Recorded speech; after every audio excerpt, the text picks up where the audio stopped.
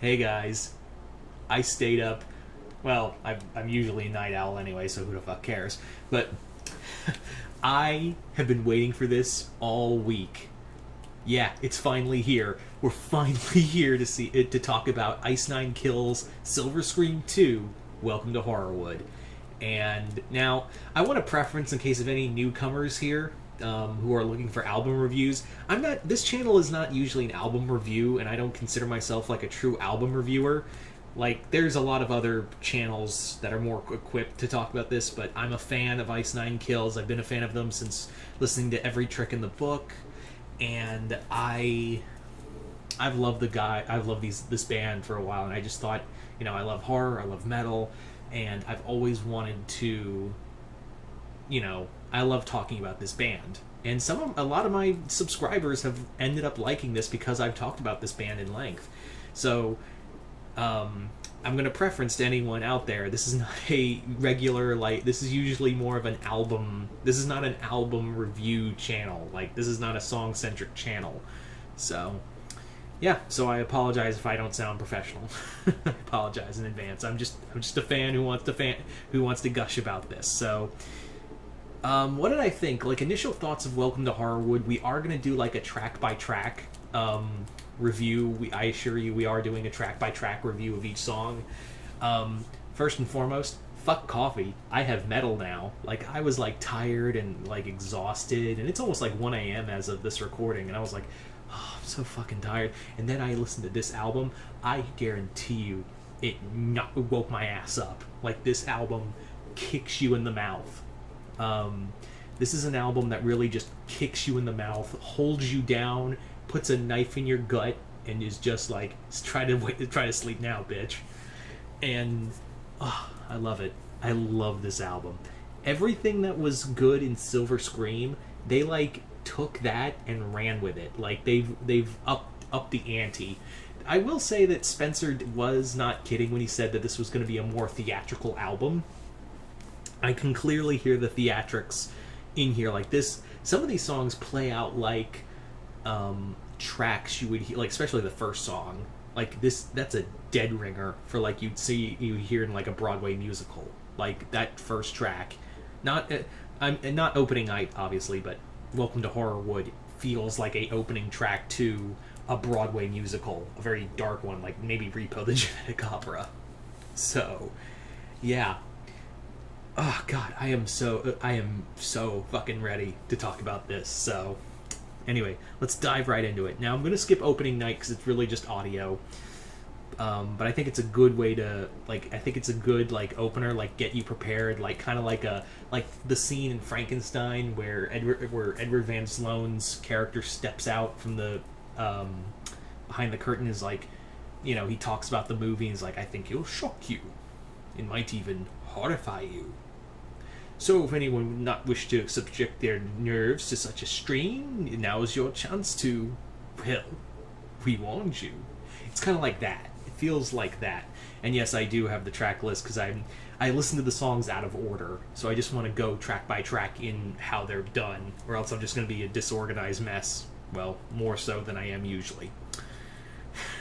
Anyway, so that's a great. So first track, like I said, Welcome to Horrorwood really does feel it just feels like a musical number, just metal. So something out of Repo.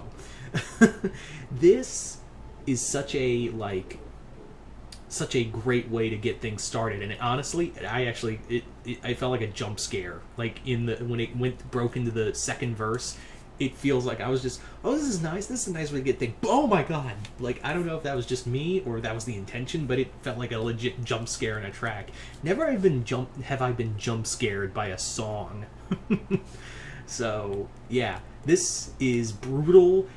I actually am hoping this is in the next year's Halloween Horror Nights track list, either as ambient music as you're entering the front gate for Halloween Horror Nights, or something you'd hear at Villains Academy or one of the shows. I want Welcome to Horrorwood in Halloween Horror Nights. And after listening to this, you'll probably want that too. So let's get started. So let's move on to our next track, Rash Decision, which was Cabin Fever. A lot of people guessed that. My dumbass didn't think of that.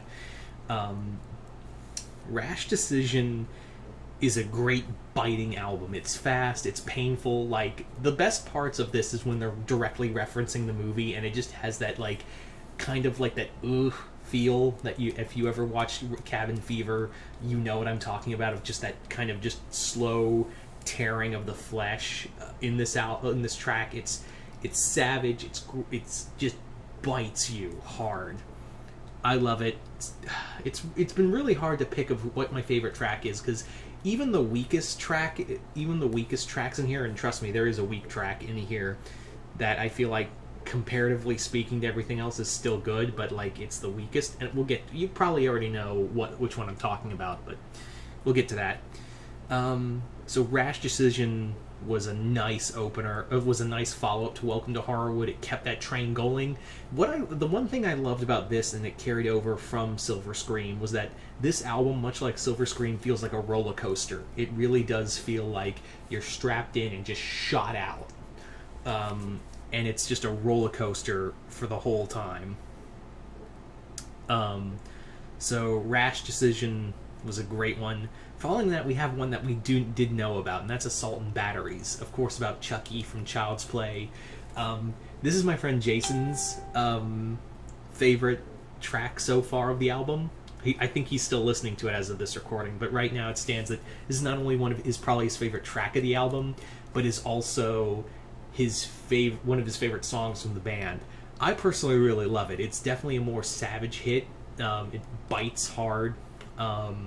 It really does feel like it's a great homage to Chucky, and just some of the lyrics are just vulgar.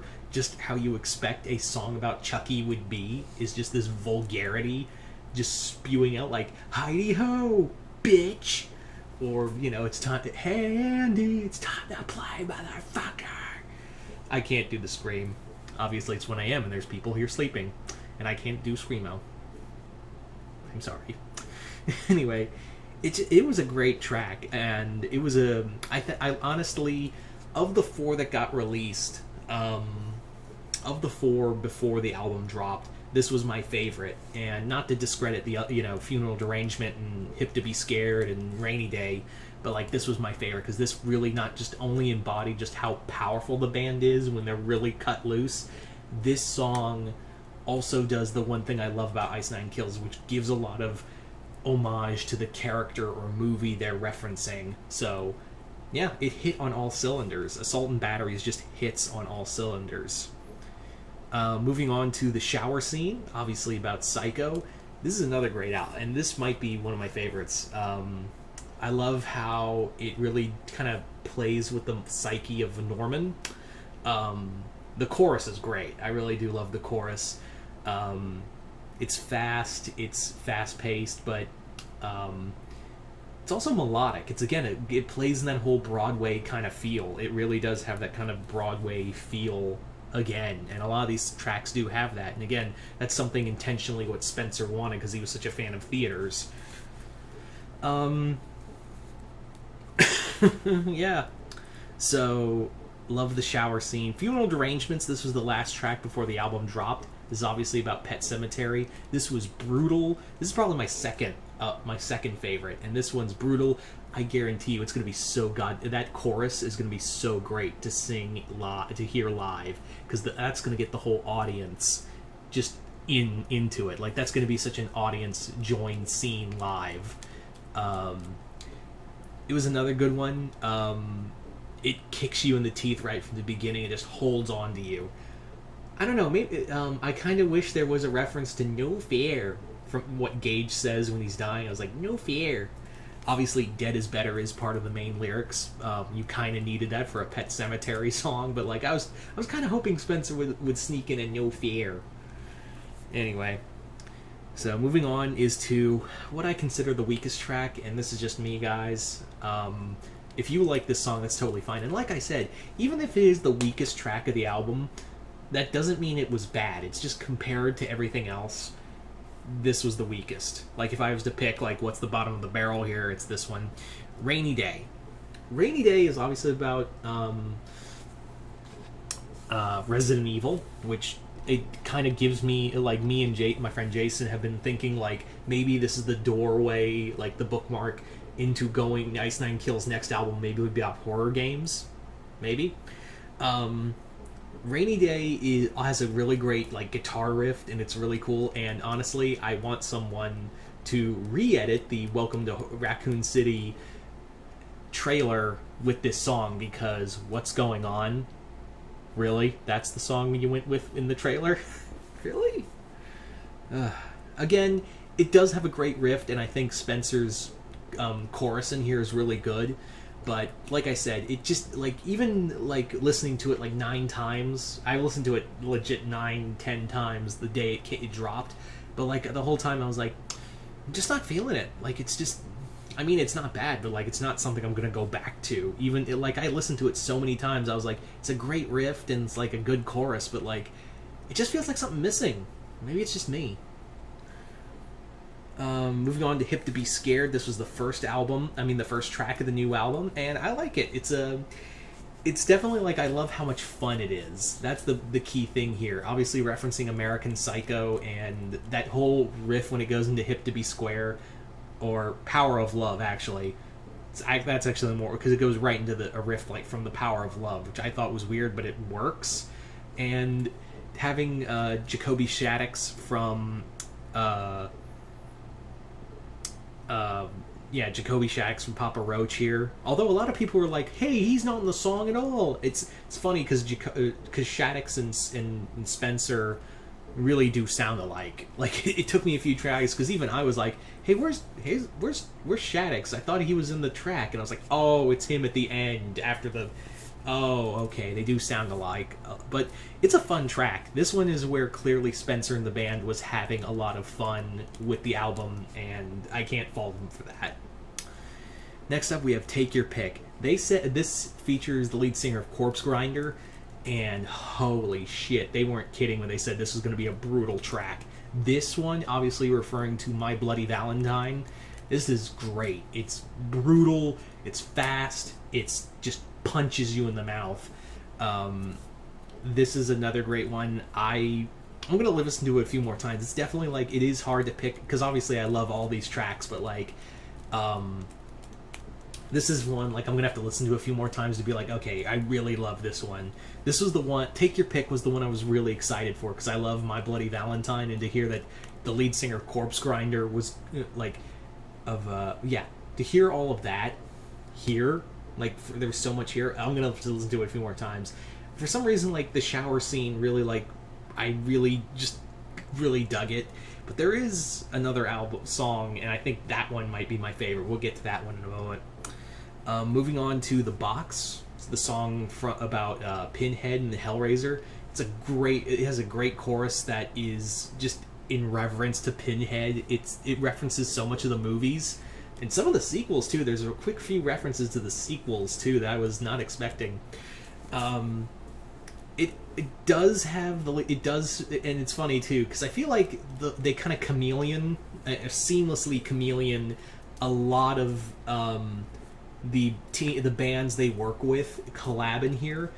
And, like, Tip to Be Scared, that chorus feels so much like something you'd hear from classic Papa Roach, and it's funny, because it feels like they chameleon and kind of work very closely with the bands they're collabing with. Such is the case with The Box, because it really does feel like early Atreyu, and they have the lead singer of fucking Atreyu there, so it does feel like they were accommodating the bands there, and it fits easily. So that just shows the talent you have on this band. The Box is great. It's a great middle ground. It keeps that roller coaster flying. And speaking of flying, let's talk about Fly. Obviously referring to The Fly, but you wouldn't know because I like this song. It has a great catch. It's catchy, but like the thing I feel like it's a little weak on is that it's the movie it's referencing. It's a lot like Freak Flag, where you'd have to be like, what song is this referencing? Devil's Rejects? I got nothing out of Devil's Rejects from Freak Flag. It's kind of like that, where you would have to look at the title and be like, oh, Fly? I didn't get the correlation there. All I got was like people flying away, like literally like the correlation wasn't there. And they said, yeah, this is supposed to be the Cronenberg's Fly movie, so I give this one more of a pass than Freak Flag, because this definitely, there's more of a hook here, and I feel like the composition is a lot more tighter. I just wish it had more correlation in the movie. Now we come to probably my favorite track, Worst Vacation. Obviously, I'm not the biggest fan of the Hostel films. I'm just not a fan of torture porn. If you're gonna fucking kill someone, fucking do it. Don't drag it out. At least in a movie. Should preference in a movie. Is it just me, or does this feel like a Rammstein song? And I'm not talking just because they like talk German in a few points, like, oh, they're just saying that because they're talking German. No, this, like, not only does it feel like a Rammstein song, I mean it in the sense it just has that heavy industrial feel. When you hear this song, the first second I had was this heavy industrial feel that Rammstein is known for. I was half expecting Till Lindemann to show up in the lyric, to be like a special guest star in the song. In fact, I'm kind of hoping there's the music video, which they'll inevitably do. I'm kind of hoping Till Lindemann shows up in there as a cameo. That's just me. Yeah, I can't be the only one thinking like that had to be on purpose, of making it sound so much like a Rammstein song. And hell, Spencer is pulling out his best Lindermann impression in some points of singing, and I really dug it. I really dug just the hooks in here. It was it was brutal. It was fun. It's a great song. And again, I'm not a biggest fan of Hostel, but like this was a lot. This is I'm gonna have to listen to the whole album a few more times, but this is in the front running to be my favorite track of the album. Anyway, so moving on to number 13 is Exmortus, which is obviously about Evil Dead. This one goes in a totally different direction. This goes into like a rockabilly, kind of almost like Rob Zombie kind of feel.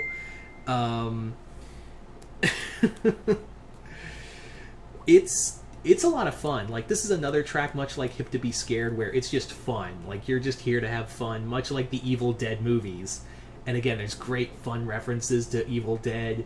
This is a great one. This is a great, like, take a quick break in the ride and be like, hey, let's do like a fun rockabilly kind of blues thing. Like, well, actually not so much like, I wouldn't say like less Rob Zombie and more like Volbeat. Like, honestly, there are points and hooks in this track that does feel like something out of Volbeat. Like, if you've listened to Volbeat, you know what I'm talking about. But yeah.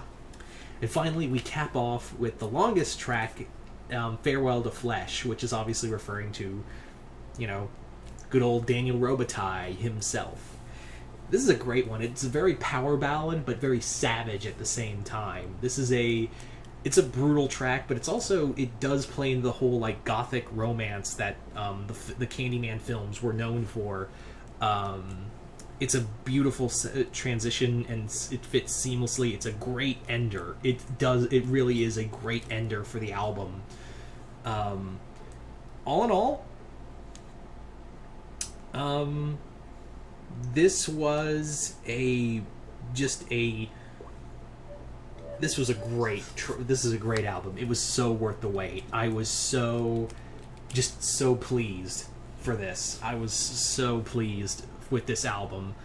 It was imaginative. It thought outside the box. It did so much in 13 tracks, and this band is clearly rising in popularity, and this is just going to be another stone for them, another like big stone for them in that path to being more and more well known and recognized as one of those bands that people are just going to flock to in droves for. And I'm so happy I'm along for that ride, and I'm sure a lot of you guys watching this are too. Like I said, I'm not usually an album reviewer. I'm not like a music critic. I'm album reviewer, music critic. It's the same goddamn thing. Or is it? I don't know. I'm not a music critic. I'm not, that's not my forte. I'm usually reviewing comics. I'm usually reviewing nerd movies. Yeah. But I had to do this. I just had to review this album. No matter what. I know I'm not the most, like, well-talented for this review, but, like, I had to. So, you guys tell me in the comments below, what did you think of Ice Nine Kills' Welcome to Horrorwood? Did you guys like it? Did you guys hate it? What was your favorite track? Comment below, let me know. And yeah, if you're new here, check out my Patreon for some exclusive content. That will be where, like I said, where the Halloween Kills review is going to be. Yeah, Ice Nine Kills, Halloween Kills, same day. Ice Nine Halloween Kills. It's a good Halloween week. It's a good week for horror. Anyway, once again, hope you all enjoyed this. I'm Mr. Multiverse. I'll see you next time in the Multiverse.